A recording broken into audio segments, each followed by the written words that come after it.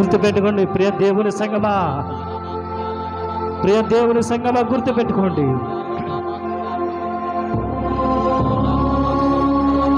ప్రార్థన చేద్దాము, ప్రార్థన చేద్దాము. దేవుడు ఈ సమయానికి ఇచ్చినాడు, విడిచిపెట్టద్దు, ఎవరు కూడా తప్పిపోవద్దు.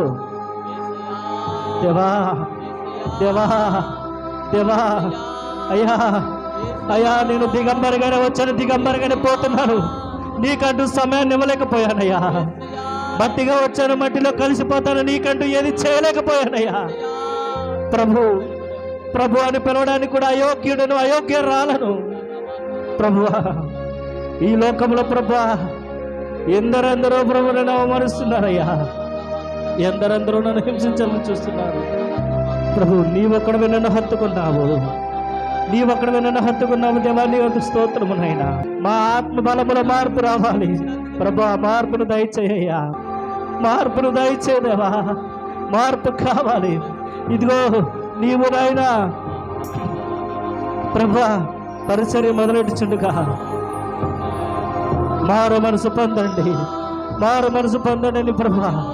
నీ లెలికగా తీసుకోవద్దమ్మా. ఎవరు కూడా ఆరాధనను, దేవుని సన్నిధిలో ఉన్న నీవు ఆరాధనను చులకనగా చూడవద్దు. బలపరచండి దేవా, బలపరచండి అయ్యా తండ్రి, బలపరచండి అయ్యా. ఇదిగో నాయన మా యొక్క దైవజనులు ప్రతి ఒక్కరి కొరకు కన్నీరు కారుస్తున్న విధానాన్ని బట్టి నీకు స్తోత్రము చెల్లించుచున్నాము నాయన.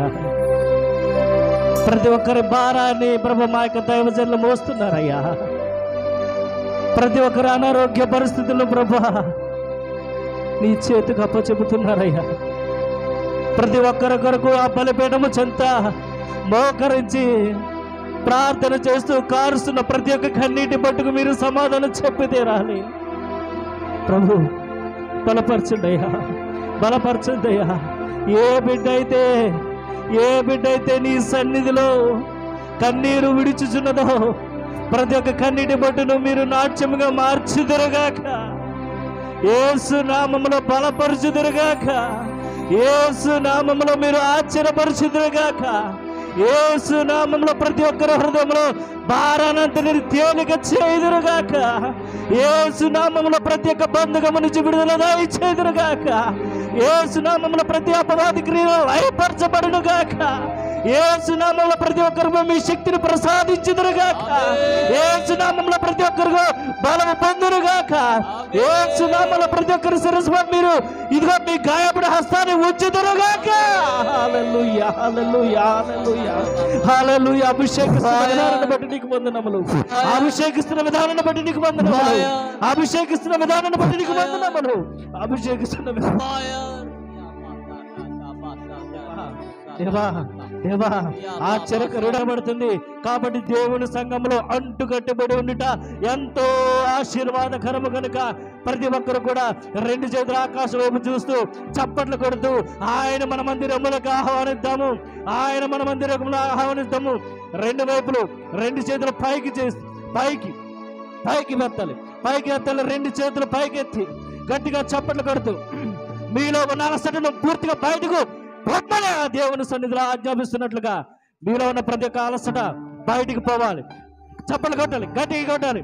మీలో ఉన్న అలసట మొత్తం పోవాలి, నిర్లక్ష్యం బయటికి పోవాలి, కొట్టాలి, కదిలించబడాలి. దేవానికి స్తోత్రమునైనా, దేవానికి స్తోత్రమునైనా ఒక నైవేద్యములో ఈ యొక్క ఆరాధన నీకు అర్పిస్తున్నాము. దేవా బలపరచండి, బలపరచండి, బలపరచండి, బలపరచండి, బలపరచండి. నాతో పాటు చెప్తాము, బలపరచండి, బలపరచండి, బలపరచండి, బలపరచండి. కానీ ఏమున్నది ఈ లోకంలో, ఎన్నాళ్ళు నీవు చేసిన క్రియలన్నిటికీ తీర్పున్నది పైలోకంలో. ఎన్నాళ్ళు నీవు జీవించినా గాని ఏమున్నది ఈ లోకంలో, ఇన్నాళ్ళు నీవు చేసిన క్రియలన్నిటికీ తీర్పున్నది పైలోకంలో. తీర్పు దినమునందున ఆయన ముందర నీవు నిలిచే ధైర్యం నీకుందా?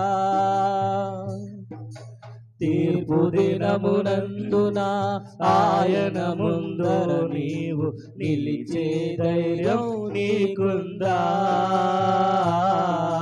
నిలిచే ధైర్యం నీకుందా?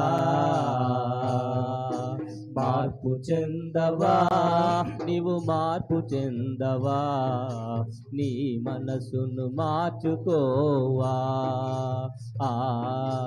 నీ మనసును మార్చుకోవా.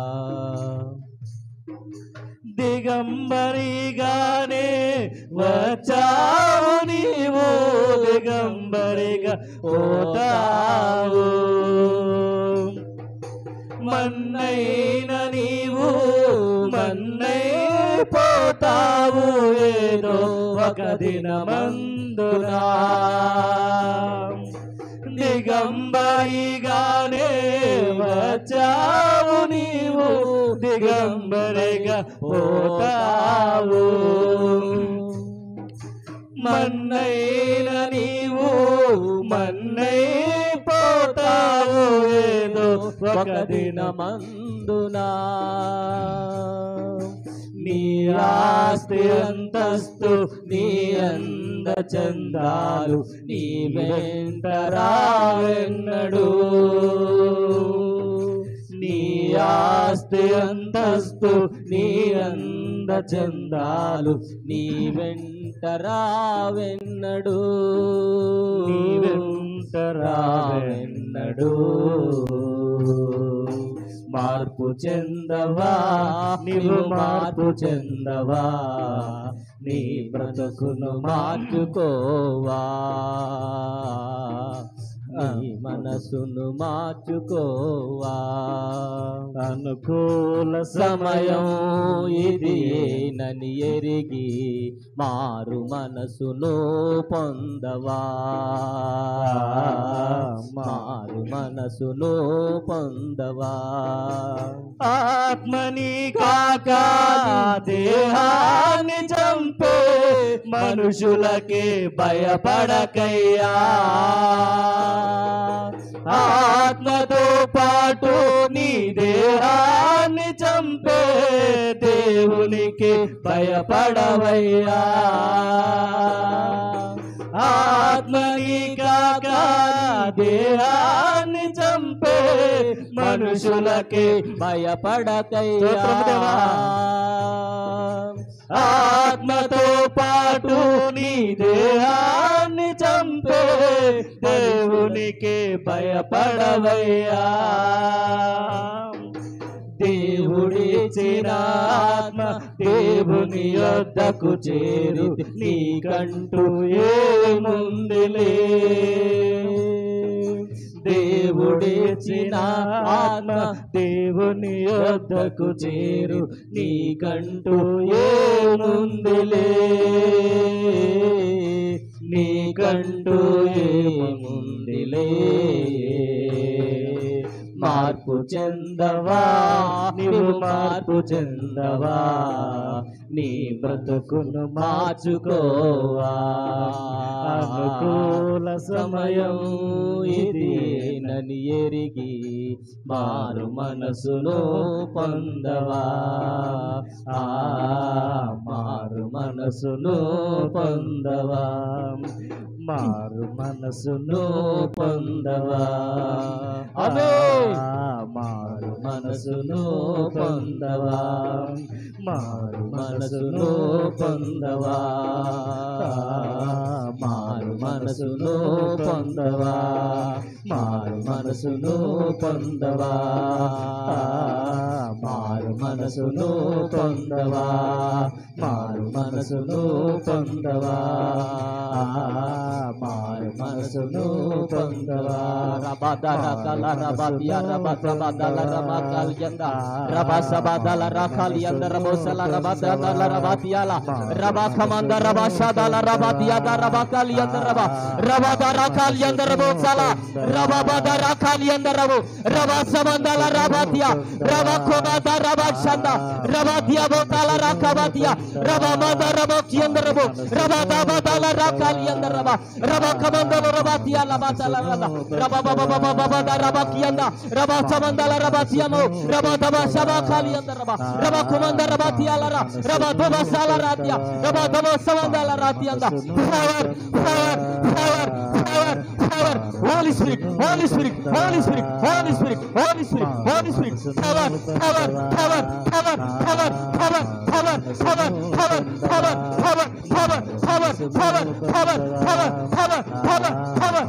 Rabadara Kalianda, Rabakala Rashabatia, Rababada Rabakalianda Rabu, Rabashabada Rabakalianda, Rabosada Rabatia, Rabasabadianda Rakalianda, Rabadabakianda Roboso, Rabasabat Sabatianda, Rababa, Rabokaria, Rabatabaria Mota, Rabashabarianda Lara, Robakamanda Ramatianda, Rabashamanda, Robasia Lara Kalianda Rabu, Rabakamanda Rabatia Mozara, Rabatabatsala Riama, Rabakabadianda Rabu, Rabatarasia, Rabatsalaria, Rabakamanda Mozada, Rabashabatabaria Talaranda, Nakumar Telara, Mirema చింతించవద్దు. దేవుడు మనకు తోడుగా ఉన్నాడు, దేవుడు మనకు తోడుగా ఉన్నాడు, దేవుని మహిమ మనకు తోడుగా ఉంది. రబాకి అందరబోసా రబాతమా సందల రాకాలి అందరబా. Holy Spirit, Holy Spirit, Holy Spirit, Holy Spirit, Holy Spirit, Holy Spirit, Holy Spirit. Praise God, praise God, praise God, praise God, praise God, praise God, praise God, praise God, praise God. మహిమ మహిమ మహిమ. రబా కబాతియాత రబా శమందల రబాకి అందరబు రబాతల రాకి అందరబా షంద. Holy Spirit, Holy Spirit, Holy Spirit, Rabakiam, Rama Sandala Rakuli and the Rabasaba, Rama Kandala Raki and the Rabasadala Ratianda, Nakumartelara. మీరు చింతించవద్దు. దేవుడు మీ కన్నీటి నాట్యంగా మారుస్తున్నాడు. దేవుడు మీ కన్నీటి నాట్యంగా మారుస్తున్నాడు. ఇదిగో మీ దుఃఖ దినములు సమాప్తమగును. ఇదిగో మీ దుఃఖ దినములు సమాప్తమగును. ఏదైతే ఆటంకముగా ఉన్నదో 2024లో దేవుడు వాటిని లయపరుస్తున్నాడు యేసునామములో. దేవుడు వాటిని లయపరుస్తున్నాడు యేసునామములో. రబాకి అందరవశంద. దేవుడు మన మందిరమును త్వరలో స్థాపించబోతున్నాడు. దేవుడు బలపరచబోతున్నాడు. మన యొక్క ప్రతి విధమైన పరిస్థితిని మారుస్తున్నాడు పరిశుద్ధాత్మ దేవుడు. రియామోసాదాల రియాకమందల రఫబాదియంద రబషందల రాకలియంద. అందరూ కూడా ఆత్మపూర్ణులు అవ్వండి. అందరూ కూడా ఆత్మపూర్ణులు అవ్వండి. భాషలు మాట్లాడండి, భాషలు మాట్లాడండి, భాషలు మాట్లాడండి. ప్రవచించండి, ప్రవచించండి. దేవుని ఆత్మ మీ మధ్యలో ఉంది, దేవుని ఆత్మ మీలో ఉంది, దేవుని శక్తి మీలో ఉంది. కదిలించబడండి, కదిలించబడండి, కదిలించబడండి. బేతెస్త కోనేరులో మరి ఎవరైతే కదిలించబడతారో, మొట్టమొదటికి ఎవరైతే దూకుతారో వారిలోనికి స్వస్థత వచ్చినట్లుగా పరిశుద్ధాత్మ దేవుడే మనకు స్వస్థత, పరిశుద్ధాత్మ దేవుడే మనకు విడుదల, పరిశుద్ధాత్మ దేవుడే మన కుటుంబాలు గొప్ప కార్యములు జరిగించే దేవుడు. రియాబో సంద రకాల రబా సమందల రాఫబాతి అందర రియోకుబా సందల రాకాలి అంద రియామో సందల రాకాలి అంద. 2024లో దేవుడు నీ గర్భాన్ని తెరవబోతున్నాడు. 2024లో దేవుడు నీ గృహాన్ని ఇవ్వబోతున్నాడు. రియాకబా సందల రాతి అందర బాషంద. మంచి ఉద్యోగమును దేవుడు ఇవ్వబోతున్నాడు. ఉద్యోగమును దేవుడు ఇవ్వబోతున్నాడు. ఆమేన్ చెబుదాం, అందరూ కూడా ఆమేన్ చెబుదాం. రాబాకియా రుబా సందల రబాతి అందలబు రబాకమందల రాఫబా రబా సందల రాకాలి అంద. ఉన్నటువంటి నడుము నొప్పిని ఎవరికైతే నడుము నొప్పి ఉందో యేసు నామములో నడుము నొప్పి నుంచి విడుదలిస్తున్నాడు, విడుదలిస్తున్నాడు, విడుదలిస్తున్నాడు. రబా కార్యంద రబా సమంద యఫబా సందల రాకాలి అంద రబా సంద. తలలు మాడిపోటుని తీసివేస్తున్నాడు దేవుడు. మాడిపోటుని కాళ్ళ నొప్పుల నుంచి విడుదల, కాళ్ళ నొప్పుల నుంచి విడుదల, కాళ్ళ నొప్పుల నుంచి విడుదల.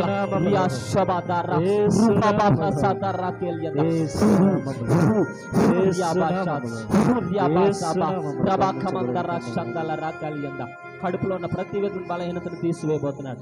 కడుపులో ఉన్న ప్రతి విధమైన బలహీనతను తీసివేస్తున్నాడు. అది కడుపులో బలహీనత ఉన్నవారు అదిగో చేపెట్టుకోండి, కడుపు మీద చేపెట్టుకోండి. గుండెల్లో బలహీనత ఉన్నవారు గుండె మీద చేపెట్టుకోండి. దేవుడు మిమ్మల్ని తాకబోతున్నాడు, దేవుడు మిమ్మల్ని తాకబోతున్నాడు. దేవుడు పూర్ణ ఆరోగ్యం మీకు ఇవ్వబోతున్నాడు, పూర్ణ ఆయుష్ని దేవుడు ఇవ్వబోతున్నాడు. నా ప్రియుడు ధవళవర్ణుడు, రత్నవర్ణుడు, 10,000 మంది పురుషులలో అతనిని గుర్తింపవచ్చును. అందరూ చెప్తాం. నా ప్రియుడు ధవళవర్ణుడు, రత్నవర్ణుడు, 10,000 మంది పురుషులలో అతనిని గుర్తింపవచ్చును. ధవళవర్ణుడు అనండి అందరూ. ధవళవర్ణుడు యేసయ్య ఎవరంట? ధవళవర్ణుడు. అందరూ చెప్పండి, ధవళవర్ణుడు. ధవళవర్ణుడు అనగా తెల్లనివాడు. ధవళవర్ణుడు అంటే తెల్లనివాడు. ఆయనకున్నటువంటి తెలుపు, ఆయనకున్నటువంటి మహిమ, ఆయనకున్నటువంటి పరిశుద్ధత ఈ లోకంలో ఎవ్వరికీ లేదు. యేసయ్యకు ఉన్నటువంటి పరిశుద్ధత, యేసయ్యకు ఉన్నటువంటి పవిత్రత, యేసయ్యకు ఉన్నటువంటి మహిమ ఈ లోకంలో ఎవ్వరికీ లేదు. గట్టిగా స్తోత్రం చెప్దాం. దేవదూతలకు కూడా లేదు. గట్టిగా స్తోత్రం చెప్దాం. దేవుళ్ళు అనబడిన వారికి కూడా లేదు. దేవునికి స్తోత్రం చెప్దాం. ప్రభువులు అనబడిన వారికి కూడా లేదు. గట్టిగా దేవునికి స్తోత్రం చెప్దాం. హల్లెలూయా. మన దేవుడు ఎవరనంట? సోలమ్మితి వధువు సంఘము ప్రియురాలు ప్రియుడితో అంటున్నటువంటి మాట, నా ప్రియుడు ధవళవర్ణుడు, రత్నవర్ణుడు, 10,000 మంది పురుషుల్లో అతన్ని గుర్తింపవచ్చును. మన దేవుడు ప్రత్యేకమైనటువంటి దేవుడు. ఈ లోకములో ఎక్కడా లేనటువంటి దేవుడు మన దేవుడు. కనికరము కలిగినటువంటి దేవుడు, పరిశుద్ధుడు. హల్లెలూయా. ఎవరండి ఆయన? పరిశుద్ధుడు. ఏ పాపము కానీ ఏ దోషము కానీ లేనటువంటి దేవుడు పరిశుద్ధుడు. హల్లెలూయా. ఆయన ఎవరనంటే ధవళవర్ణుడు. చెప్పండి ఒకసారి, ధవళవర్ణుడు. ధవళవర్ణుడు అనగా షోలమ్మితి ప్రార్థన చేయగా సంఘము ప్రార్థన చేయగా ప్రభు కనిపించారంట. ప్రభు ఏ మహిమలో కనిపించారు? తెల్లని వస్త్రాలతో, మహిమ కలిగినటువంటి వస్త్రాలతో ప్రభు కనిపించారు. గట్టిగా చప్పట్లు కొట్టి దేవుని నామమును మహింపరుదు. అందుకని తన ప్రియుడు గురించి సాక్ష్యం చెప్తుంది, నా ప్రియుడు ధవళవర్ణుడు. అందరూ చెప్పండి, నా ప్రియుడు ధవళవర్ణుడు, పాపము లేనటువంటి వాడు, దోషము లేనటువంటి వాడు. ఆయన ఎంత పరిశుద్ధుడంటే 10,000 మందిలో ఉన్నా సరే ఆయన గుర్తించవచ్చును. అంటే he is the separate from others. అందరికంటే ప్రత్యేకమైనటువంటి వాడు. హల్లెలూయా. అలాగే చూద్దాం, మార్కు సువార్త 9వ అధ్యాయం 3వ వచనం చదువుదాం. మార్కు సువార్త 9వ అధ్యాయం 3వ వచనాన్ని చదువుదాం. అంతలో ఆయన వస్త్రములు ప్రకాశమానమయ్యను. చదవండి అమ్మా. మిగుల తెల్లనివియు ఆయను, లోకమందు ఏ చాకలియు అంత తెల్లగా చలవ చేయలేడు. హల్లెలూయా. ఇటు చూద్దాం. ఒక రోజున రూపాంతర కొండ దగ్గరికి శిష్యులను యేసు ప్రభువారు వెళ్ళారు. శిష్యులు ఎవరు? పేతురు, యోహాను, యాకోబుని వెంట పెట్టుకుని వెళ్ళారు.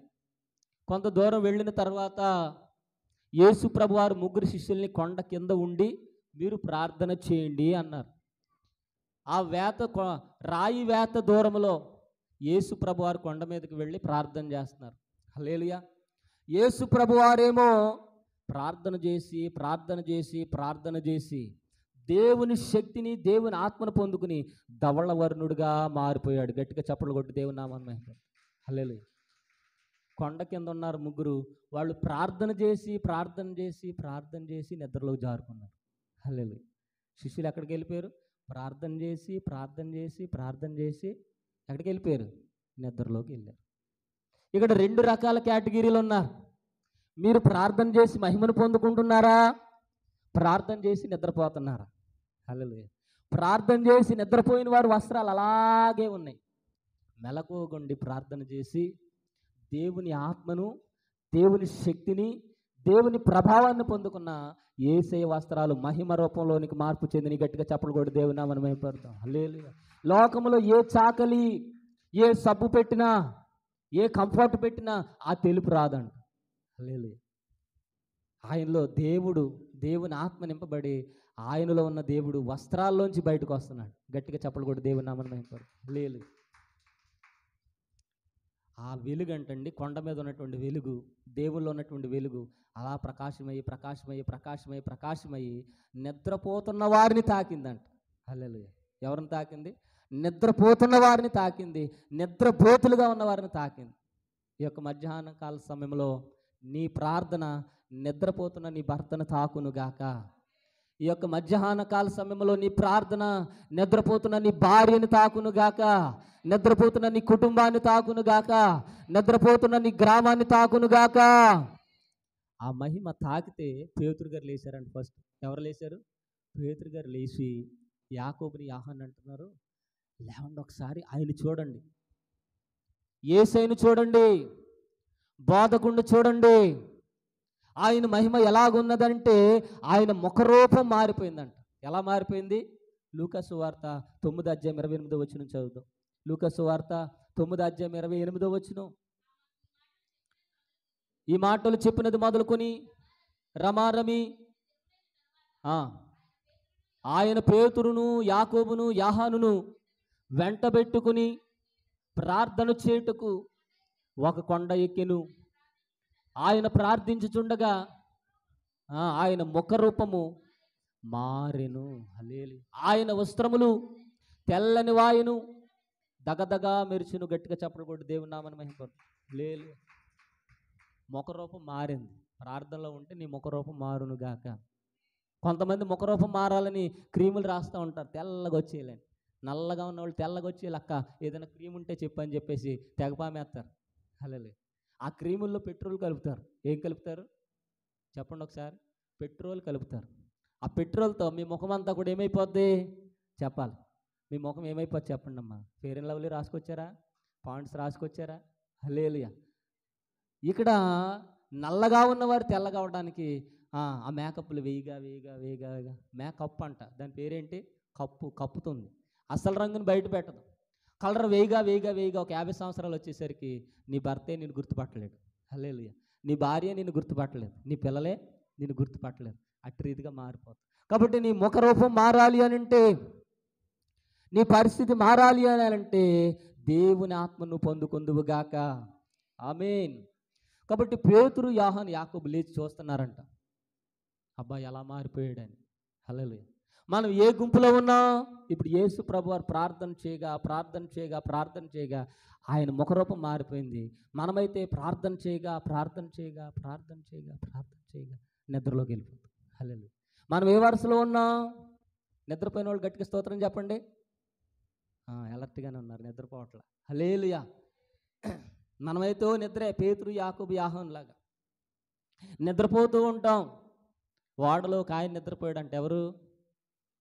వాడలో నిద్రపోయిన ఆయన ఎవరండి? యోనా. హల్లెలూయా. యోనా నిద్రపోయాడు. అన్నిడు వచ్చి అంటున్నాడు, ఓయి నిద్రపోతా, మన మీదకి దేవుని ఉపద్రవం రాకుండా నువ్వు ప్రార్థన చేయి, నీకు నిద్ర ఎలా పడుతుందని. కాబట్టి మనం ప్రార్థనాత్మ కలిగి ఉందుముగాక, నిద్రాత్మని దూరపరుచుకుందుముగాక. హల్లెలూయా. కాబట్టి ఆయన ముఖము ధవళవర్ణముగా మారింది, ఆయన వస్త్రాలు ధవళవర్ణముగా మారినాయి. అంత మాత్రమే కాదు, సోలమ్మితి వధువు సంఘం చెబుతుంది, నా ప్రియుడు ధవళవర్ణుడు రత్నవర్ణుడు 10,000 మందిలో ఆయనను గుర్తింపవచ్చును. హల్లెలూయా. అంత శ్రేష్టమైనటువంటి వాడు యేసు ప్రభు వంటి పరిశుద్ధుడు, యేసు ప్రభు వంటి ధవళవర్ణుడు ఈ లోకంలో ఎవ్వరు కూడా లేరు. దానియేలు గ్రంథం 7:9 చదువుతాం. దానియేలు గ్రంథం 7:9.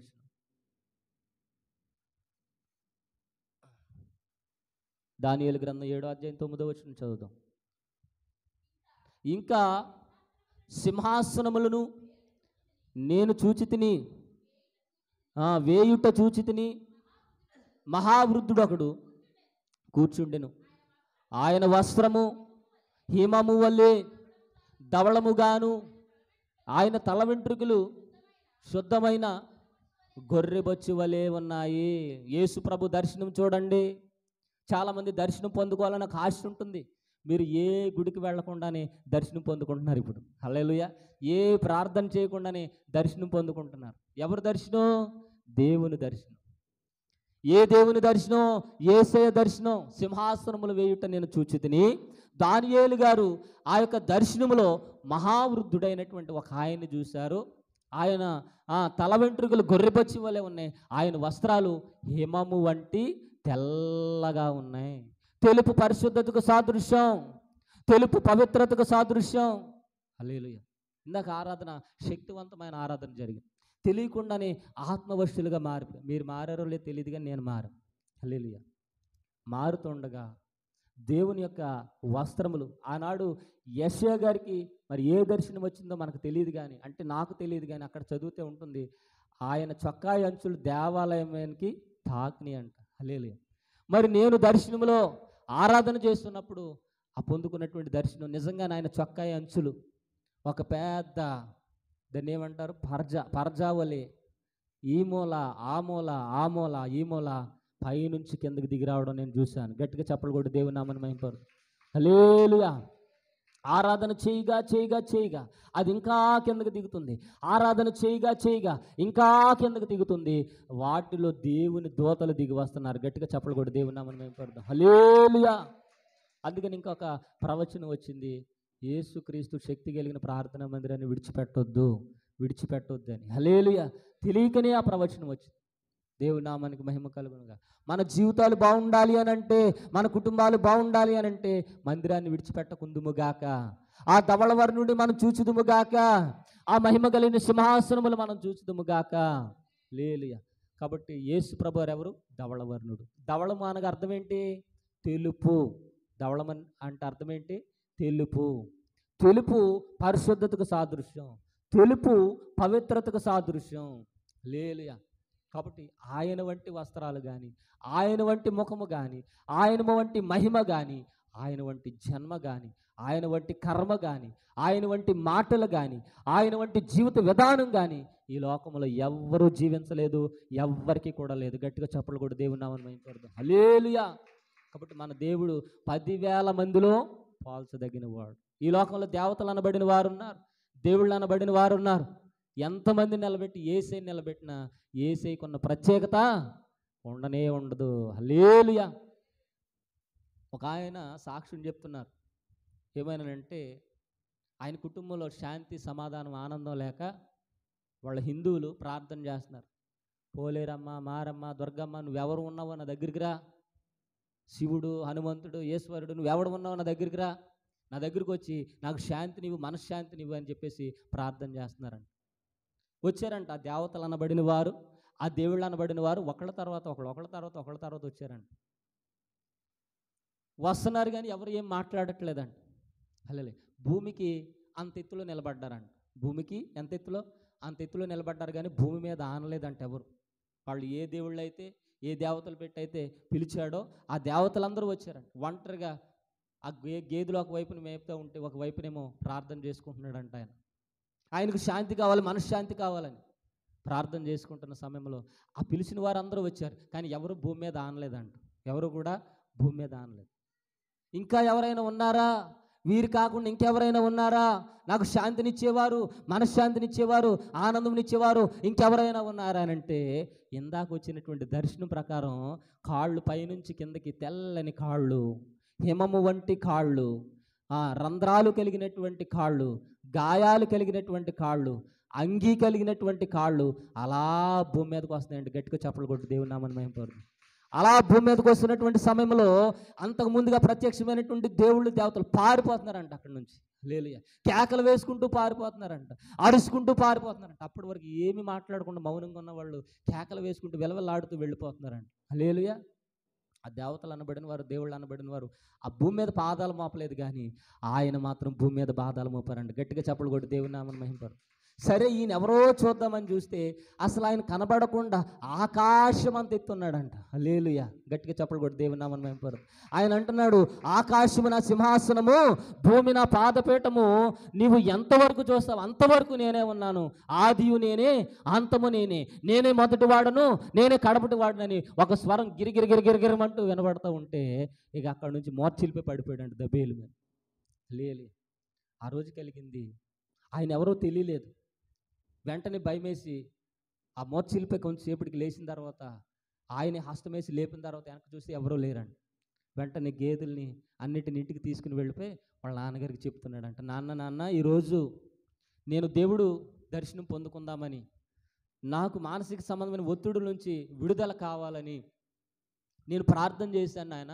ప్రార్థన చేస్తే మన ఇలవేలుపు దేవుళ్ళు, మన గ్రామ దేవతలు అందరూ వచ్చారు. కానీ వాళ్ళందరూ వచ్చి ఏం మాట్లాడట్లేదు. భూమికి అంత ఎత్తులో నిలబడి చూస్తున్నారు కానీ ఏమీ మాట్లాడట్లేదు. వీళ్ళు కాకుండా ఇంకెవరైనా ఉన్నారా?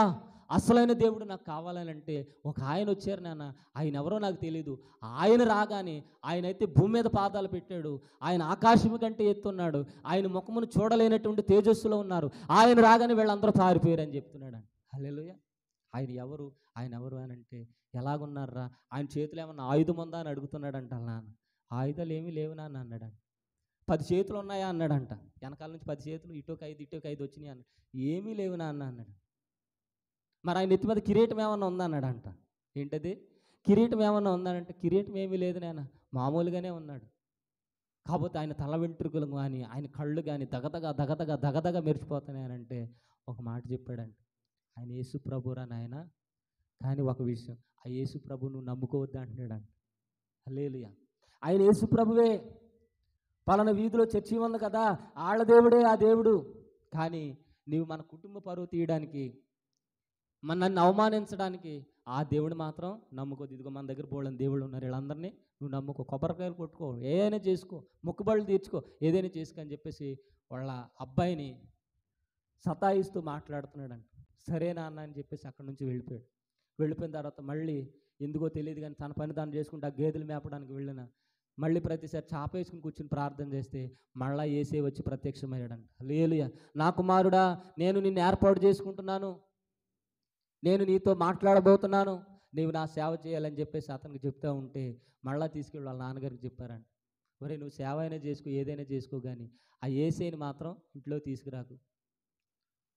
మన కుటుంబంలో ఎవ్వరికీ లేదు. ఆ మాయదారి దర్శనాలు నీకే వస్తున్నాయి, ఆ మాయదారి దేవుడు నీకే వస్తున్నాడు, నువ్వు ఎక్కడికైనా వెళ్ళిపోరానంటే ఇక అప్పటి నుంచి ఆయన చేస్తున్న పని, ఈయన నిజంగా యేసు ప్రభు, ఈయన గురించి నేను తెలుసుకోవాలని ఆ పేటలో ఉన్నటువంటి ఒక చర్చికి వెళ్ళాడంట.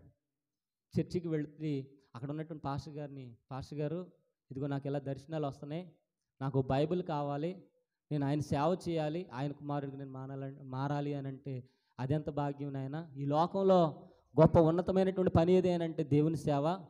ఎన్ని అవమానాలు వచ్చినా, ఎన్ని ఇబ్బందులు వచ్చినా నువ్వు నిలబడితే కనుక దేవుడు నిన్ను హెచ్చిస్తాడు అని చెప్పేసి ఒక బైబిల్ తీసి ఇచ్చాడండి. ఇక అప్పటి నుంచి ఈయన ఎప్పుడైతే ఆ మందిరానికి వచ్చారో, ఆ ఊరు చివరున్న మందిరానికి వచ్చాడో, ఆ కుమారుడు రాగానే వాళ్ళ ఇంట్లో వాళ్ళ అమ్మకి నాన్నకి చెప్తున్నారంట, వాళ్ళ అమ్మకి వాళ్ళ బంధువులకి, వాడు మళ్ళా వస్తాడు మన ఇంటికి, వచ్చినప్పుడు ఆ మైలుపడి ఆ మందిరంలోకి వెళ్ళి వచ్చాడు, ఆ బైబిల్ తీసుకుని ఏదో వస్తాడు, నాకు ఆల్రెడీ చెప్తున్నాడు, నేను చెప్పిన వాడు నా మాట వినట్లేదు, వస్తే మీరు మాత్రం అన్నం పెట్టొద్దు, వస్తే మీరు మాత్రం బట్టలు ఇవ్వద్దు, వస్తే ఆయన గుమ్మం బయటే ఉంచండి అని అన్నాడు. హల్లెలూయా. సరే మొత్తానికి ఆ ప్రార్థన అయ్యేంతసేపు ప్రార్థనలో కూర్చున్నాడంట ఆ అబ్బాయి. పాస్టర్ గారు బైబిల్ ఇచ్చారు, చాలా సంతోషంతో ఇంటికి తిరిగి వచ్చాడంట. ఇంటికి తిరిగి వస్తే వాళ్ళ అమ్మగారు మాట్లాడట్లా, వాళ్ళ అన్నదమ్ములు మాట్లాడట్లా, వాళ్ళ బంధుమిత్రులు ఎవరు మాట్లాడట్లా, లోపల ఎవరు చేర్చుకోవట్లేదు. చేర్చుకోపోతే ఇక అలాగే ఉన్నాడంట. సరే చాలాసేపు చూశాడు, మధ్యాహ్నం చూశాడు, సాయంత్రం అయింది, సాయంత్రానికి పెట్టలేదు, పొద్దున పెట్టలేదు, ఆహారం ఏమీ లేదు. సరే పక్కింటి గ్రామంలో దేవుని సువార్త సభలు జరుగుతున్నాయనంటే ఇంక ఇక్కడ నాకు స్థానం లేదేమని అక్కడికి వెళ్ళిపోయాడు. అక్కడికి వెళ్ళిపోయిన తర్వాత అక్కడ ఏదో పెట్టింది కొంచెం తిన్నాడు, ప్రార్థనలు అయిపోయినాయి, చాలా సంతోషంగా ఆనందంగా ఆత్మను పొందుకున్నాడు. మళ్ళీ ఇంటికి వచ్చాడు. ఇంటికి వస్తే పలకరించేవాళ్ళు లేరు, మంచినీళ్ళు ఇచ్చేవాళ్ళు లేరు, అన్నం పెట్టేవాళ్ళు లేరు. ఆ సభలైన తెల్లారి మళ్ళీ ఇంటికి వస్తే మధ్యాహ్నం కదా, కడుపు పొద్దున్న తిన్నది సాయంత్రానికి ఉండదు కదా, మళ్ళీ ఆకలేస్తుందండి. ఆకలేస్తుంది ప్రభా, ఇక్కడ ఎవరు పెట్టట్లేదు, ఏం చేయను నేనని చెప్పేసి ఏడ్చుకుంటూ లోపలికి వెళ్ళాడంట. బైబిల్ పక్కన పెట్టి ఆ కిచెన్లో మొత్తం చూసాడంట. మొత్తం చూస్తే వీళ్ళందరూ అప్పటికే వండుకున్నారు, తినేశారు, అన్నీ పడేశారంట. ఒక గిన్నెలో మాత్రం ఇంత వైట్ రైస్ ఉందంట. వైట్ రైస్ ఉంటే మొత్తం గిన్నెలు చూసాడు కానీ కూర లేదు అందులో వేసుకోవడానికి, ఏమీ లేదు.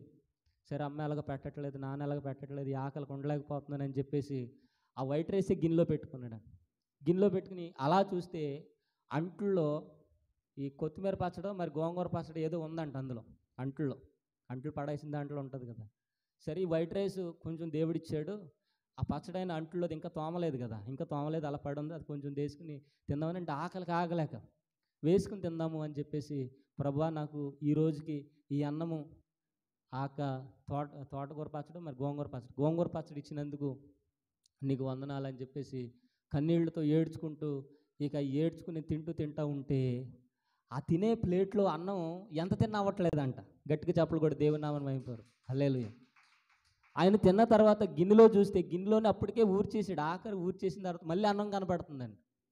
ఆ పచ్చడేమో అయిపోయిందే, సింక్లో అంట్లు సింక్లో పడేసిన పచ్చడి మళ్ళీ అందులో పచ్చడి ఉందండి. తీసుకుని వేసుకుని తినేసిందే, మళ్ళీ పచ్చడి ఉందండి. మళ్ళీ ఇది ఇంకా ఊరుతూ ఉన్నదండి. అప్పుడు ఆయనకు అర్థమైంది, నా దేవుడు పోషించే దేవుడు, నన్ను బలపరిచే దేవుడు, నన్ను ఆదరించే దేవుడు. కుటుంబం నన్ను పట్టించుకోకపోయినా, ఎవరు నన్ను పట్టించుకోకపోయినా, ఆనాడు సారేపతి విధవరాలు ఇంట్లో పిండి తక్కువ కాలేదు, నూనె తక్కువ కాలేదు. ఇక ఇదే నాకు ఆశీర్వాదం, నా కుటుంబం నన్ను పట్టించుకోపోయినా ఏం చేసుకుని పర్వాలేదని చెప్పేసి ఆ భోజనం తినేసి ఆ సాక్ష్యాన్ని ఫోటోలు తీసి అందరికీ చూపిస్తున్నాడంట. నా దేవుడు నాకు ఆహారాన్ని పెట్టాడు, నా దేవుడు నాకు ఆ పచ్చడి ఎంత వేసుకున్నా తరగట్లేదు, అది అలా పెరుగుతుంది అని చెప్పేసి ఇక బయటకు వచ్చేసాడు. మళ్ళీ అక్కడ ప్రార్థన ఉంటే, ఎక్కడ ప్రార్థన ఉన్నాయి ఇక ఆ ప్రార్థనలకు వెళ్ళిపోతున్నాయి, ఊరూరు తిరగడం, ఏ సిటీ అని ఏ పల్లెటూరు అని అలాగలా వెళ్ళిపోతున్నాడు అండి.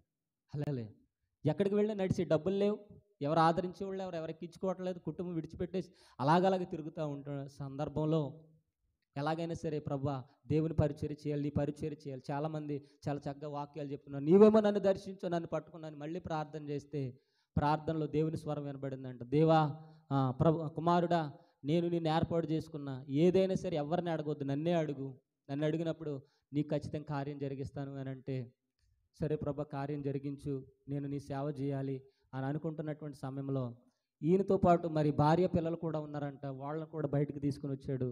రోడ్ల మీదే మకాములు, ఎక్కడ ప్రార్థన ఉంటే అక్కడికి వెళ్ళడం, రోడ్ల మీదే పడుకోవడం, ఆ బస్ స్టాండ్లోనే పడుకోవడం. అలా ప్రార్థన చేస్తున్న సమయంలో ఆయన చెబుతున్నటువంటి సాక్ష్యం, నాకు మందిరానికి స్థలం కావాలి ప్రభా అని అడిగినప్పుడు ఒక ఆవిడ వచ్చి 3 సెంట్ల స్థలాన్ని ఇచ్చేసిందండి. గట్టిగా చప్పలు కొట్టి దేవుని నామమున మహిమపరు. ప్రార్థన చేయగా 3 సెంట్ల స్థలం, ఇదిగో పలానా చోట నా కుమారుడు ఉంటాడు, వారికి వెళ్ళి అదిగా స్థలం ఇచ్చేయనంటే ఆస్తి డాక్యుమెంట్స్ అన్ని ఇచ్చేసిందండి. హల్లెలూయా. అవి ఇవ్వడానికి కలిగిన కారణం ఏంటంటే, దానికి ముందు రోజు ఈ రోడ్ల మీద పడుకున్నారు కదా, పడుకుంటే హిందువులు అంట వాళ్ళ ఇంట్లో ఎప్పటి నుంచో మరి వాళ్ళ అమ్మాయికి దెయ్యం పట్టుకుంటూ ఉంటుంది. కానీ ఆ దెయ్యం వెళ్ళట్లేదు, ఈ రోడ్ల మీద పడుకున్నాయి, నా కేకలు చూసి అరుపులు చూసి వెళ్ళి ప్రార్థన చేసి ఇదిగో నేను చూపించే ఇంటికి వెళ్ళు, ఆ కుటుంబం ఆ దెయ్యం నుంచి విడుదల పొందుకోవాలి, వాళ్ళు నీకు ఏది కావాలంటే అది ఇస్తారని, బ్రాహ్మిన్స్ అంట వాళ్ళు, ఏది కావాలంటే అది ఇస్తారని ముందుగానే చెప్పాడంట. ముందుగానే చెప్తే ఎంతోమంది వైద్యుల దగ్గరికి వెళ్ళామయ్యా, ఎక్కడ తగ్గలేదు, ఎన్నో సంవత్సరాల నుంచి బాధపడుతున్నావు, కాబట్టి నా కుమార్తెనికి నువ్వు విడుదల ఇచ్చావు, కాబట్టి ఇదిగో బంగారం అని చెప్పేసి చెవులీలు చైన్ అన్నేస్తున్నారంట. నాకు బంగారం వద్దన్నాడంట. సరే డబ్బు నీకు ఎంత కావాలో తీసుకొని డబ్బు ఇస్తున్నారంట. డబ్బు కూడా నాకు వద్దన్నాడంట. మరి ఏం కావాలి అని అంటే, నాకు మందిరం కట్టుకోవడానికి స్థలం లేదు, నాకు స్థలం కావాలని అంటే ఆ స్థలం డాక్యుమెంట్స్ తీసుకొచ్చి వాళ్ళ చేతుల్లో పెట్టారంట. గట్టిగా చప్పలు కొట్టి దేవుని నామమున మహిమపరు. హల్లెలూయా. ఇక స్థలం వచ్చింది కదా, మందిరం రావాలి, మందిరం కట్టాలి. మళ్ళీ ఆ స్థలంలో ఉండే అక్కడే మోకాళ్ళు వేసుకుని ఒక చిన్న టెంట్ వేసుకుని భార్య పిల్లలతో అక్కడ ఉంచి ఆ ఊరోళ్ళు ఈ ఊరోళ్ళు ప్రార్థన చేయించుకునే వాళ్ళు ఎంతో కొంత పెడతారు కదా, అవి పెట్టుకుని అవి పోషించుకుంటూ అక్కడ ఉండి ప్రార్థన చేసుకుంటున్నాడంట. మళ్ళీ ప్రభా ఈ మందిరం కట్టాలి, ఎలాగైనా సరే, ₹1 అయితే నా దగ్గర లేదని చెప్పేసి ప్రార్థన చేయగా 3 రోజులు అన్నం లేదండి, 4 రోజులు అన్నం లేదు, వారం రోజులు అన్నం లేదు. ఇక చనిపోయేటువంటి స్థితిలో ఇక అలాగే ప్రార్థన చేయగా తన పాత ఫ్రెండ్ ఒక ఆయన ఫోన్ చేసాడండి. ఫోన్ చేసి, నువ్వు నా కోసం ప్రార్థన చేసావు కదా, నీకు కానుక పంపిస్తున్నాడు అన్నాడండి. నీ ఫోన్పేకి కానుక పంపిస్తానంటే, కానుకంటే ఒక 1000 లేదా 2000 లేదా 1500 పంపిస్తాడేమో అని చెప్పేసి అకౌంట్ ఓపెన్ చేస్తే 3 లక్షలు పంపించాడంట. గట్టిగా చప్పలు కొట్టి దేవుని నామమున పంపించాడు. 3 లక్షలు ఆ అమౌంట్ పడగానే, ప్రభా ఇది మందిరానికి నేను అడిగాను, నువ్వు మందిరానికి ఇచ్చావు, ఒకవేళ పొరపాటున వేసాడని మళ్ళీ స్నేహితుడు చేసాడండి. ఎరా నువ్వు కానుక పంపిస్తానన్నావు, కానుక 1000-2000 పంపిస్తాను అనుకున్నా, 3 లక్షలు పంపించావు ఏంటనంటే, దేవుని మందిరానికి ప్రభువు నీకు ఇమ్మన్నారు, నువ్వు మందిరాన్ని కట్టుకో అని చెప్పేసానంటే రేకుల షెడ్ వేసేసాడంట. హల్లెలూయా. నేరుగా తోలించి బేస్మెంట్ వేసి రేకుల షెడ్ వేసి హైదరాబాద్ నగరంలో పరిచర్య జరిగిస్తున్నాడు. దేవుని నామానికి మహిమ కలుగునుగా. కాబట్టి నా ప్రియుడు, చెప్పండి, నా ప్రియుడు ధవళవర్ణుడు రత్నవర్ణుడు 10,000 మందిలో గుర్తింపవచ్చును. నువ్వు ఆకలిగా ఉన్నావేమో, ఇబ్బందుల్లో ఉన్నావేమో, బలహీనతలో ఉన్నావేమో, నువ్వు ప్రార్థన చేయగా సమస్త కార్యాలు నువ్వు పొందుకొందువుగాక. ప్రార్థన అంటే ఎంతసేపు? 1 గంట చేస్తే సరిపోదు, 1 అరగంట చేస్తే సరిపోదు, లేదా ఆదివారం రోజున ప్రార్థన చేస్తే సరిపోదు, రోజంతా నువ్వు ప్రార్థన చేయదువు గనక. హల్లెలూయా. రోజంతా దేవుని సన్నిధానంలో గడుపుదువు గాక. యేసు ప్రభు రాత్రంతా ప్రార్థన చేశారు. ఒకరోజు ప్రార్థన చేశారు, 2 రోజులు ప్రార్థన చేశారు, 3 రోజులు ప్రార్థన చేశారు, దేవుని ఆత్మ దిగి వచ్చింది. గట్టిగా చప్పలు కూడా దేవుని నామమున మహిమపడదాం. హల్లెలూయా. మనము కూడా ఎడతెగక ప్రార్థన చేయుదుము గాక. చెప్పండి, యేసు ప్రభు ఎవరు? ధవళవర్ణుడు అనండి ఒకసారి. ధవళవర్ణుడు అనగా పరిశుద్ధుడు, అనగా పవిత్రుడు. ఆయనలో జన్మ పాపం లేదు, కర్మ పాపం లేదు. పాపాలు 2 రకాలు. పాపాలు ఎన్ని రకాలు? 2 రకాలు. జన్మ పాపం లేదు ఆయనకి. ఆయన జన్మలో ఎటువంటి అపవిత్రత లేదు. మనమైతే మనకు జన్మ పాపం ఉంటుంది, ఆదాము పాపం మనలో ఉంటుంది. హల్లెలూయా. అందుకని గుండెపోటు అని డాక్టర్ దగ్గరికి వెళ్తే డాక్టర్ అంటారు, మీ నాన్నగారికి ఉందా గుండెపోటు అంటాడు. ఏమో తెలియదండి, మా నాన్నగారికి లేదండి. పోనీ మీ తాతయ్య గారికి ఉందా అంటే, ఏమో తాతయ్య గారి సంగతి నాకు తెలియదు. మీ ముత్తాతకు ఉందా అని అంటే డాక్టర్లు ఏమి అడుగుతారు, మనకేం ఇబ్బంది. ఇదేంటారు నాయన, నా కోసం నన్ను చూడరా అని చెప్పేసి నా కోసం డాక్టర్ గారిని పిలిపిస్తే ఈయన అంటాడు, మీ తాతకుందా మీ నాన్నకుందా అంటాడు. హల్లెలూయా. అంటే ఏమి చేయకపోయినా, ఏ దురలవాట్లు లేకపోయినా నీకు వస్తుంది షుగరు, నీకు వస్తుంది బీపీ, నీకు వస్తుంది గుండె బలహీనత. దేనివల్ల ఇది? జన్మ పాపము. ఏ పాపమ్మా? జన్మ పాపము. నువ్వు మంచోడివే, జ్యూసులు తాగేవాడివే, నీకు బలహీనత వస్తుంది. హల్లెలూయా. నువ్వు మంచిదానివే, ఏ చెడు అలవాట్లు లేవు, అయినా సరే నీకేమొస్తుంది? ఎండలోకి వెళ్ళగానే టొయ్యం అని పడిపోతావు. హల్లెలూయా. ఒక 10 అంట్లు తోమగానే నువ్వు పడిపోతావు. నీకేమీ లేకుండా కాళ్ళు చేతులు షివరింగ్ వచ్చేస్తాయి. ఎందుకు వస్తాయి? జన్మ పాపము. హల్లెలూయా. కాబట్టి యేసయ్యలో మాత్రం అటువంటి జన్మ పాపం లేనే లేదు. మత్తయి సువార్త 1వ అధ్యాయం 18వ వచనం చదువుదాం. అందుకని ఆయన మనం నమ్మాలి, ఆయన మనం స్తుతించాలి, ఆయన మనం మహిమపరచాలి. యేసుక్రీస్తు జనన విధం ఎట్లనగా, ఆయన తల్లి అయిన మరియా యేసేపునకు ప్రదానము చేయబడక మునుపు వారు ఏకము కాకము ఆమె పరిశుద్ధాత్మ వలన గర్భవతి అయినది. ఇటు చూడండి, యేసేపు మరియలు కలవక ముందే దేని ద్వారా ఆమె గర్భం ధరించింది? పరిశుద్ధాత్మ వలన. కొంతమంది అంటారు పెళ్ళికి ముందే వాళ్ళు కలిసేసారండి అంటారు. కొంతమంది దేవుడి మీద నిందలు వేసేవాళ్ళు, మరి అమ్మగారి మీద నిందలు వేసేవాళ్ళు ఏమనంటారు చెప్పండి, చెప్పాలి. ఏమనంటారు? యేసేపుకి మరి అమ్మ ఎంగేజ్మెంట్ అయిన తర్వాత కలుస్తారు కదా, అలా కలిసినప్పుడు పుట్టేశారు అంటారు. హల్లెలూయా. ఒకవేళ అలాగే అనుకుంటే యేసేపు గారు అన్నారు, ఈమెను రహస్యముగా విడనాడాలి. నిజంగానే వాళ్ళకే పుట్టుంటే రహస్యముగా విడనాడాలని ఎందుకు అనుకుంటాడు ఆయన? ఆయన నీతిమంతుడని బైబిల్ గ్రంథం తెలియపరుస్తుంది. అంత మాత్రం కాదు, వారు ఏకము కాక మునుపు. మనమైతే తల్లిదండ్రుల ద్వారా జన్మ పాపముతో, కర్మ పాపముతో మనం పుడుతున్నాము. కానీ ఆయన అంటున్నటువంటి మాట, నాలో ఏ పాపము లేదు, నాలో పాపం ఉన్నదని మీరేమన్నా నేరస్థాపన చేయగలరా? ఒక రోజున పిలాతు దగ్గరికి తీసుకొచ్చారు యేసయ్యని.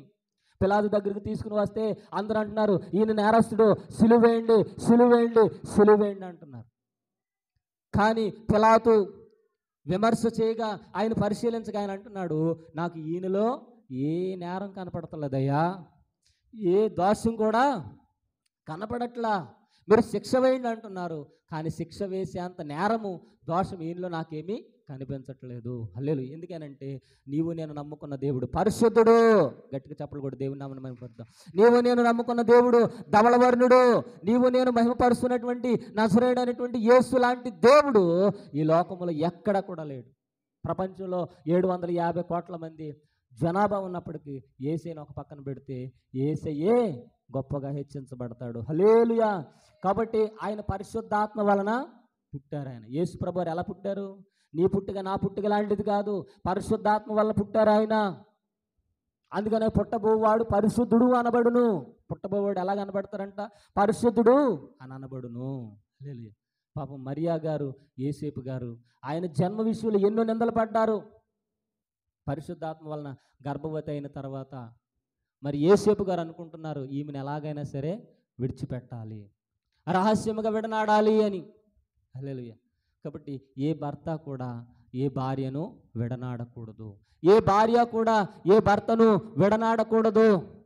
దేవుడు జతపరిచిన వారిని మనుషుడు వేరుపరపకూడదు. హల్లెలూయా. కాబట్టి వాళ్ళంత నమ్మకంగా ఉన్నారు. కాబట్టి మీ పిల్లలకు వివాహం చేసేటప్పుడు నీతిమంతుడని చేయండి. మీ పిల్లలకు వివాహం చేసేటప్పుడు దేవుడు నమ్ముకున్నవాడని చేయండి. ఒకవేళ అదే యేసేపు అన్యుడైతే గనక, యేసేపు దేవుణ్ణి ఎరగకుండా ఉంటే గనక ఏం పెట్టేవాడు? పంచాయతీ పెట్టేవాడు, కోర్టుకి ఈడ్చేవాడు, అన్నీ చేసేవాడు. హల్లెలూయా. కాబట్టి తాగుబోతుల మధ్య ఏం చేసేవాడు ఏంటంటే సంప్రదింపులు కూడా నడిపేవాడు. దేవుడి నామానికి మహిమ కలుగునుగా. కాబట్టి మీకు డబ్బులు ఉన్నా లేకపోయినా, ఆస్తి ఉన్నా లేకపోయినా, దేవుడిని నమ్ముకుని బల్లారాధన తీసుకుని దేవుడి మీదే ఆధారపడిన వాడిని వివాహం చేసుకుంటే వాడు మీ కూతురుల యొక్క భవిష్యత్తుని నిలబెట్టునుగాక. హల్లెలూయా. అలాగే బాప్తీసం తీసుకుని బల్లారాధన తీసుకుంటున్నటువంటి అమ్మాయికి నీ కుమారుని ఇచ్చినట్లయితే ఆ కోడలు, ఆ ఇంటి యజమానురాలు నీ కుమారుడి జీవితాన్ని బలపరుచునుగాక. హల్లెలూయా. అయితే స్త్రీ బలహీనమైన ఘట్టం అని బైబిల్ గ్రంథంలో ఉంది. కానీ యేసేపు పురుషులు మాత్రం ఎక్కువగా దేవుడిని ఎరగాలి, పురుషులు మాత్రం స్త్రీలను మహిమపరచాలి, స్త్రీలని మరి ప్రేమించాలి, అధికంగా ప్రేమించాలని బైబిల్ గ్రంథం తెలియపరుస్తుంది. కాబట్టి మరియమ్మ గర్భవతి అయింది అని వెంటనే యేసేపు గారు అనుకున్నారు, ఆమెను అవమానపరచనొల్లక, ఏం చేయక అవమానపరచనొల్లక రహస్యంగా విడనాడాలని అనుకున్నాడు. హల్లెలూయా. కాబట్టి యేసేలు ఏమి లేదు చెప్పాలి, యేసేలు ఏమి లేదు, ఏమి లేదు చెప్పండి, జన్మ పాపము లేదు, ఏ పాపము కూడా ఆయనలో లేదు. మత్తయి సువార్త 1వ అధ్యాయం 21వ వచనం చదువుదాం. మత్తయి సువార్త. ఆమె ఒక కుమారుని కనును, తన ప్రజలను వారి పాపముల నుండి ఆయనే రక్షించును. కాబట్టి మన పాప భారం తొలగించేది ఆయనే, మనకున్నటువంటి ఆ శ్రమలు తొలగించేది ఆయనే. ఇటు చూడండి, మనకి పాప భారం ఉంటుందండి. చెప్పండి, మనకి ఏముంటుందంట, పాప భారం ఉంటుంది. అందుకని అంటారు, అయ్యా ఏం చేసినా కలిసి రావట్లేదయ్యా. కలిసి రాదు. ఎందుకు వస్తుంది? నీ వెనకాల ఒకటి వస్తుంది, పాప భారం అనేది వస్తుంది, ఆదాము రక్తం అనేది వస్తుంది. ఆ రక్తంలో దోషం ఉన్నది, ఆ రక్తంలో పాపం ఉన్నది. అది నీకు వ్యాధిని కలగజేస్తుంది, అది నీకు మనశ్శాంతి లేకుండా చేస్తుంది, అదే నీ భర్తను పట్టుకుపోతుంది, అదే నీ భార్యను పట్టుకుపోతుంది, కుటుంబంలో కలతలు పెడుతుంది. ఆ జన్మ పాపము. హల్లెలూయా. దేవుడు అంటున్నాడు, నీతిమంతుడు లేడు, ఒక్కడు లేడు. అందరూ పాపము చేసి దేవుడు అనుగ్రహించే మహిమను పొందుకోలేకపోతున్నారు. కాబట్టి ఆ పాప భారం పోవాలనంటే పాపము లేనటువంటి యేసే దగ్గరకు వచ్చుదుము గాక. గట్టిగా చప్పలు కొడు, దేవుని నామమున మహిమపరుదాం. ఆ పాప భారం పోవాలనంటే, ఆ షుగర్ బీపీ పోవాలనంటే, రక్తంలో మలినం పోవాలంటే, కుటుంబంలో అనారోగ్య పరిస్థితులు పోవాలనంటే యేసే దగ్గరకు వచ్చి పాపములన్నిటినీ కడుక్కొందుము గాక. హల్లెలూయా. లూకాసు వార్త 1వ అధ్యాయం 30వ వచనం చదువుదాం. లూకాసు వార్త 1వ అధ్యాయం 30వ వచనం. యేసే జన్మలో జన్మ పాపం లేదు. ఈ శుభవచనం ఏమిటో అని ఆలోచించుకొనుచుండగా దూత మరియా, భయపడకము, దేవుని వలన నీవు కృప పొందితివి, ఇదిగో నీవు గర్భము ధరించినది కుమారుని కని ఆయనకి యేసు అను పేరు పెట్టుదువు. ఆయన గొప్పవాడై సర్వోన్నతుడి కుమారుడై అనబడును. హల్లెలూయా. ఆయన ఎవరంట? సర్వోన్నతుని కుమారుడు. పుట్టిన వారు ఎవరు? సర్వోన్నతుని కుమారుడు. కాబట్టి మరియా గారు అంటుంది, నేను పురుషుని ఎరగని దానను, పురుషుని ఎరగని దానను అని మరియా గారు అంటుంది.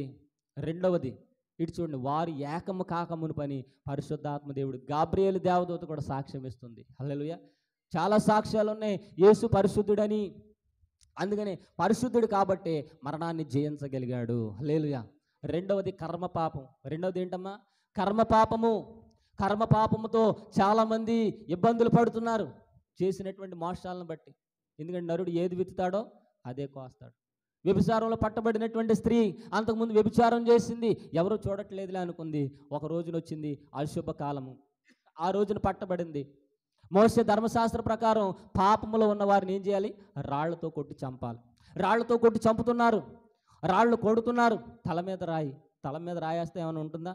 మోషే ధర్మశాస్త్ర ప్రకారం మరి వ్యభిచారంలో పట్టబడిన వారిని, పాపం చేస్తున్న వారిని రాళ్లతో కొట్టి చంపాలి. అలా కొడుతున్నారు, అలా కొడుతున్నారు. అలా కొడుతుండగా ఒక చోటకి యేసే వస్తున్నారు. ఎదురు యేసే వస్తూ ఉంటే ఆ యేసే దగ్గరికి పాపంలో పట్టబడిన స్త్రీని, మగ్దలేని మరియను తీసుకొచ్చి అంటున్నారు, బోధకుడా, పాపంలో పట్టబడిన వారిని ఇదిగో రాళ్లతో కొట్టి చంపమని మోషే ధర్మశాస్త్రంలో ఉంది.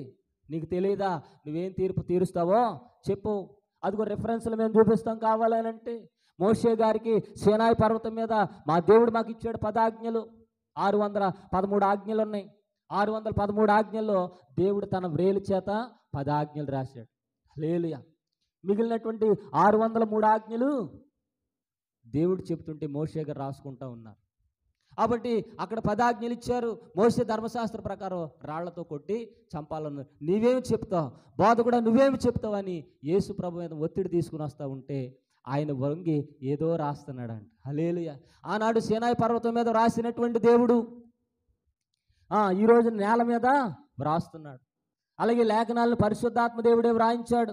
ఆయన వ్రాసేటువంటి దేవుడు, ఆయన మాట్లాడేటువంటి దేవుడు. ఒక రోజున సీనాయి పర్వతం మీద ఆజ్ఞలు 613 ఆజ్ఞలు చెప్పాడు, వ్రాయించాడు వేలు చేత. రెండవసారి దానియేలు గ్రంథంలో గోడ మీద రాశాడు. ఏమని? మేనే టెకెల్ ఒపార్సిన్ అని రాశాడు. ఇప్పుడు నేల మీద వంగి నేల మీద ఏదో రాస్తున్నాడంట. మీలో పాపము చేయని వాడు మొదట రాయి వేయండి.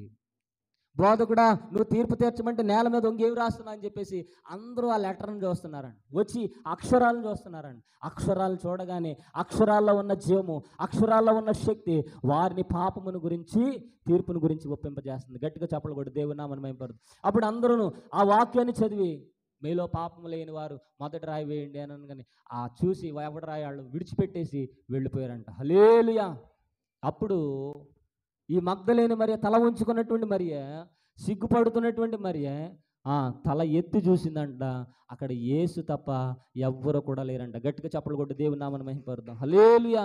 నువ్వు సరిగ్గా ప్రార్థన చేయగలిగితే, సరిగ్గా చూడగలిగితే యేసు తప్ప మనకి ఎవరు కూడా కనిపించరు. యోహాను సువార్త 8:9 చదువుదాం. యోహాను సువార్త 8:9. వారు ఆ మాట విని పెద్దవారు మొదలుకొని చిన్నవారి వరకు ఒకని వెంట ఒకడు బయలుదేరి బయటికి వెళ్ళిరి. యేసు ఒక్కడే మిగిలిను. హల్లెలూయా. ఆ స్త్రీ అంటుంది, మధ్యలో నిలబడి ఉండును. యేసు తల ఎత్తి చూసి, అమ్మా వారెక్కడున్నారు, ఎవరు నిన్ను శిక్ష విధించలేదా అని అడిగినప్పుడు ఆమె లేదు ప్రభువా నేను. హల్లెలూయా. కాబట్టి తల ఎత్తి చూస్తే ఆయన మాత్రమే కనిపిస్తారు. అందుకనే వధువు సంఘం షోలమిత అంటుంది, నా ప్రియుడు ధవళవర్ణుడు, నా ప్రియుడు రత్నవర్ణుడు, 10,000 మందిలో నేను ఆయన్ని గుర్తింపవచ్చును. Jesus is the separate from the world, from all gods. ఏ దేవుళ్ళతో మనం పోల్చలేం, ఏ దేవతలతో మనం పోల్చలేం, ఏ మనుషులతో కూడా పోల్చలేం. ఆయన ప్రత్యేకమైనటువంటి వాడు. ఆయన ధవళవర్ణుడు అనగా తెల్లనివాడు, అనగా పరిశుద్ధుడు, అనగా పవిత్రుడు. ఆయన వంటి పవిత్రుడు ఎవరు కూడా లేరు. అందుకని కర్మ పాపంలో ఇరుక్కున్నటువంటి వ్యభిచారంలో పట్టబడిన స్త్రీకి విడుదలిచ్చాడు ఆయన. హల్లెలూయా. అలాగే ఆయనలో కూడా ఎటువంటి పాపం లేదు. లూకా సువార్త 23:13 చదువుదాం. లూకా సువార్త 23:13. అంతట పిలాతు ప్రధాన యాజకులను, అధికారులను, ప్రజలను పిలిపించి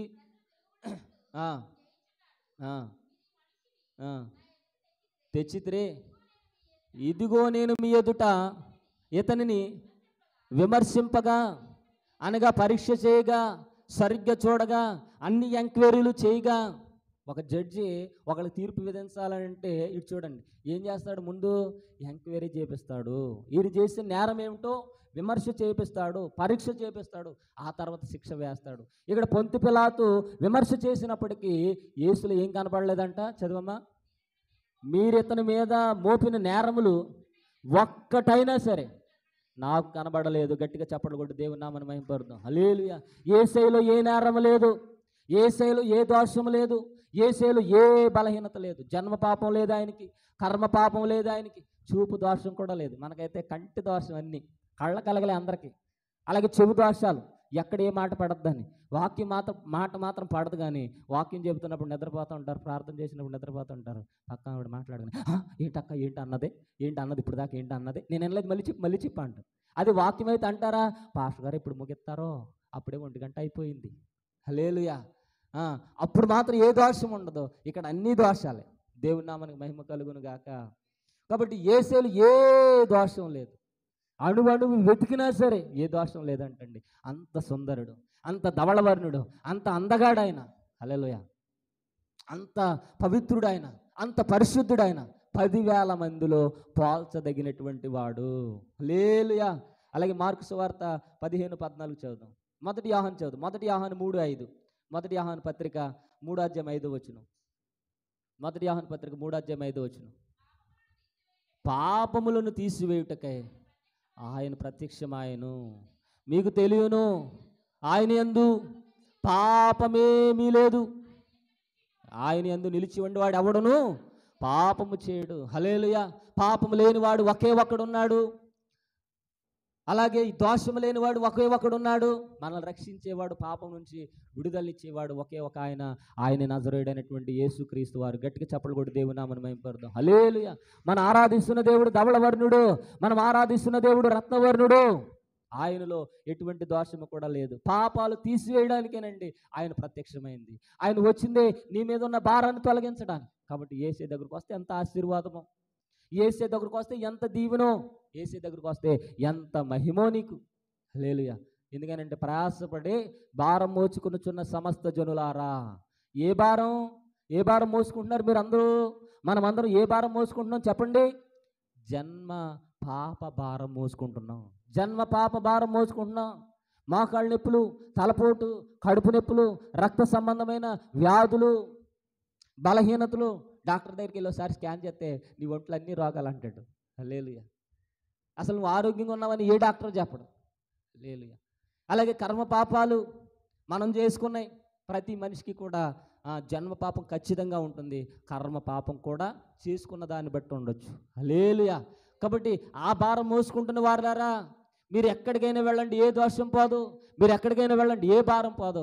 నా దగ్గరికి వచ్చి చూడండి, వచ్చి నేర్చుకోండి అంటున్నాడు దేవుడు. నేను సాత్వికుడును, దీన మనసు కలిగిన వాడిని కనుక నా యొద్దకు వచ్చి మీరు నేర్చుకోండి. కాబట్టి సీనాయి పర్వతం మీద ఆజ్ఞలు ఇచ్చాడు, ఆజ్ఞలు కొట్టివేశాడు. సిలువలో కొట్టివేసి ధర్మశాస్త్రం ఏది చేయలేకపోయిందో దాన్ని యేసే చేశాడు. హల్లెలూయా. కాబట్టి పాపమును తీసివేయడానికి, లోకంలో ఉన్నటువంటి వ్యాధులను తీసివేయడానికి, లోకంలో ఉన్నటువంటి బలహీనతలన్నిటిని తీసివేయడానికి యేసు ప్రభువారు వచ్చారు. కాబట్టి ఆయన దగ్గరికి వస్తే నీకు క్షేమం, ఆయన నమ్ముకుంటే నీకు మహిమ. హల్లెలూయా. కాబట్టి మందిరాన్ని విడిచిపెట్టకండి. మందిరములో దేవుని ఆత్మ ఉన్నది, దేవుని శక్తి ఉన్నది, దేవుని ప్రభావం ఉన్నది. చూపించాను కదా ఇందాక దర్శనం, గొప్ప దర్శనం. కాబట్టి 10 గంటలకు ఆరాధన. ఎన్నింటికి? 10 గంటలకి. 12ంటికి కాదు, 12ంటికి కాదు. మీ పక్క వాళ్ళకి చెప్పండి ఒకసారి, 12ంటికి కాదని చెప్పండి. 10 గంటలకు ఆరాధన, 10 గంటలకు రావాలి, ఖచ్చితంగా రావాలి. ఎందుకనంటే నా కోసం కాదు, మీకోసం, మీ పిల్లల కోసం. హల్లెలూయా. ఎందుకనంటే పరిశుద్ధాత్మ దేవుడు ఇక్కడ ఉన్నారు. పరిశుద్ధాత్మ దేవుని నిలయం ఇక్కడ ఉంది. ఒక ఆయన అంటున్నాడు, మన మందిరంలో అందరూ ఫ్రీగా ఉంటున్నారండి, అందుకే భయం లేకుండా పోయిందని. అంటే భయపెట్టడానికి మీరు ఏమైనా చిన్నపిల్లలా? గోడ కుర్చీ చేయించనా? ఏమండి గుంజీళ్ళు తీపించనా? హల్లెలూయా. మనుష్యుడు ఒక మాటకి లోబడును గాక. మన ఆరాధన ఇప్పుడు 10 గంటలకే, 10 గంటలకు అన్నీ ముగించుకుని వచ్చుదురు గాక. పాస్టర్ గారు వచ్చిన తర్వాత వస్తాను, లేదా పలానా ఆవిడ వెళ్తే వస్తాను, ఖాళీ ఉంటే వెళ్తాను, ఈరోజు కుదిరితే వెళ్తాను, మా ఆయన వెళ్ళమంటే వెళ్తాను, ఈ మాటలన్నీ తీసేయండి. హల్లెలూయా. పెళ్ళి కంటే పక్క జిల్లా కూడా వెళ్ళిపోతారు. ప్రార్థన ఉంటే పక్కన ఉన్న మందిరానికి కూడా రాలేరు. అక్క నువ్వు వస్తున్నావా, నువ్వు అక్క రెడీ అయిపోయి లారీ కూడా ఎక్కేస్తారు. మామూలు అప్పుడు ఆటో ఎక్కమంటే అమ్మో కాళ్ళ నొప్పులు, నేను ఎక్కలేను ఆటో, నేను అసలు కూర్చోలేను, ప్రార్థన కదా అసలు కూర్చోలేను. పెళ్ళికైతే లారీ కూడా ఎక్కేస్తారు. అవసరమైతే లారీ డ్రైవర్ పైన క్యాబిన్ ఉంటే దాని మీద కూడా ఎక్కిచ్చి వచ్చేస్తారు. డబ్బా డబ్బా డబ్బా వర్షంలో తడిసి మరి వచ్చేస్తారు. చూసేవాక్క నీకోసం ఎంత ప్రయాసపడ్డానో. అదే ప్రార్థన అంటే అబ్బా ఆ మెట్లు ఎక్కలేకపోతున్నాను అక్క, ఆ మెట్లు అస్సలు ఎక్కలేకపోతున్నాను, ఈ మెట్లు ఎక్కకపోతే ఆ మెట్లు ఎక్కలేవు. దేవుడి నామానికి మహిమ కలుగునుగా. ఆయన ప్రార్థన చేయడానికి కొండ ఎక్కాడంట. నువ్వేం ఎక్కుతున్నావు? మంచం ఎక్కుతున్నావు, ఇంకేం ఎక్కట్లా. హల్లెలూయా. కాబట్టి ప్రార్థన చేసి ప్రార్థన చేసి ప్రార్థన చేసి మనము కూడా ధవళవర్ణ రూపంలో మారిపోదుము గాక. ధవళవర్ణం అనగా తెలుపు.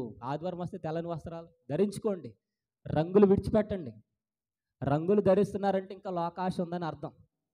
మంచి మంచి చీరలు కడుతున్నారంటే లోకాశ ఉందని అర్థం. పట్టు చీరలు కడుతున్నారంటే ఇంకా చావలేదని అర్థం. హల్లెలూయా. కాబట్టి ఏ వస్త్రాలు ధరించుకుంటారు? యేసయ్య ధవళవర్ణుడు. దానియేలు దర్శనంతో చూడగా తెల్లని వస్త్రాలు ఆయన కనిపించిని. యోహాను దర్శనం చూడగా తెల్లని వస్త్రాలు ఆయన కనిపించిని. నువ్వు కూడా తెల్లని వస్త్రాలు ధరించుకుందువు గాక. మందిరానికి 10ంటికే వచ్చుదువు గాక. మరలా చెప్తున్న 10ంటికే వచ్చుదువు గాక. హల్లెలూయా. కాబట్టి మంచి మనిషికి ఒక మాట అంట కదా, మంచి మనిషికి ఒక మాటే. కాబట్టి మందిరాన్ని విడిచిపెట్టవద్దు. శుక్రవారం ప్రార్థనలకు రండి, మంగళవారం ప్రార్థనలకు రండి. ఆదివారం ప్రార్థన కుటుంబాలతో రండి. దేవుడు మిమ్మల్ని దీవించి ఆశీర్వదించి హెచ్చింపజేయునుగాక. దేవుడు బలపరచునుగాక. దేవుని ఆత్మ మిమ్మల్ని అందరినీ తాకునుగాక. మీ కుటుంబాలన్నీ బాగుపడునుగాక.